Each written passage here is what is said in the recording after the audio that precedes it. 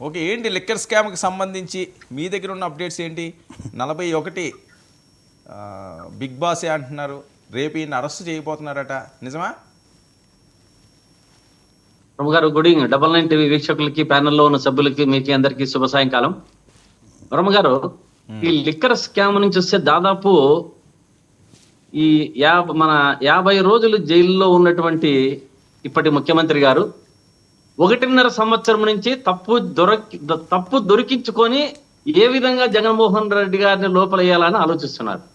1.5 సంవత్సరం అయింది దాదాపు చూస్తున్నాం. ఈ లిక్కర్ స్కామ్ గురించి ఇంకోటి మాట్లాడుకుంటూ వస్తే, జగన్మోహన్ రెడ్డి గారు లిక్కర్ స్కామ్ లో ఏం చేశారు? ప్రభుత్వంతో నడిపించారు. లిక్కర్ ప్రభుత్వం వ్యాపారం చేసింది, అంటే ప్రభుత్వం ఎక్సైజ్ శాఖతో చేయించారు. ఇక్కడ చంద్రబాబు నాయుడు గారు ఏం చేస్తున్నారు?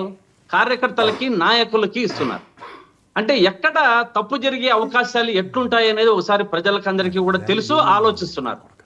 అదేవిధంగా ఆ రోజు నుంచి ఈ రోజు వరకు ఏ బ్రాండ్లు అయితే జగన్మోహన్ రెడ్డి గారు పెట్టారో, ఏ పాలసీ అయితే జగన్మోహన్ రెడ్డి గారు పెట్టారో, అదే పాలసీతో వీళ్ళు చేస్తున్నది ఏమంటే కార్యకర్తలకి, నాయకులకి ఇచ్చారు. వాళ్ళు ప్రభుత్వంతో నడిపించారు. మందు ఏమి ఎక్కడ ఏ బ్రాండ్ కూడా మారలేదనేది గమనించాలి.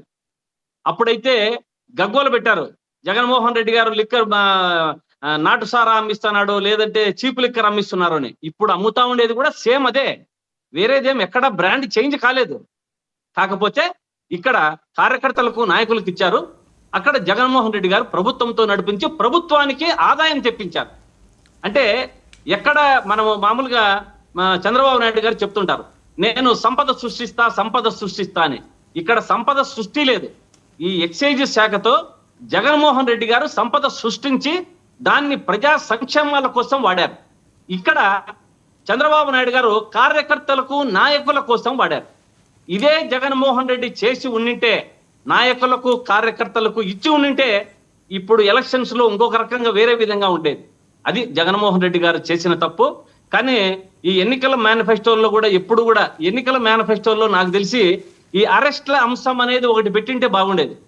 అంటే ముందే ఎట్లా మేనిఫెస్టోలో అందరూ వాళ్ళు ఫిక్స్ చేశారు, ఈ అరెస్టులు ఎవరెవరు చేయాలా, ఈ రెడ్ బుక్ అంశాన్ని దాన్ని కూడా మేనిఫెస్టోలో పెట్టి ఉంటే బాగుండేది అని నాకు అనిపిస్తుంది. ఎందుకంటే మేనిఫెస్టోలో చెప్పినవన్నీ పక్కన పెట్టేసి ఏదో రోజుకొకటి కొత్తవన్నీ తీసుకుంటూ అవన్నీ పక్కన పెట్టించాలని చెప్పి అబద్ధాలు చెప్పుకుంటూ ఎన్నికల నుంచి 1.5 సంవత్సరం నుంచి తాడేపల్లి ప్యాలెస్ బద్దలు కొడతాం, జగన్మోహన్ రెడ్డి గారి గుండెల్లో నిద్రపోతాం.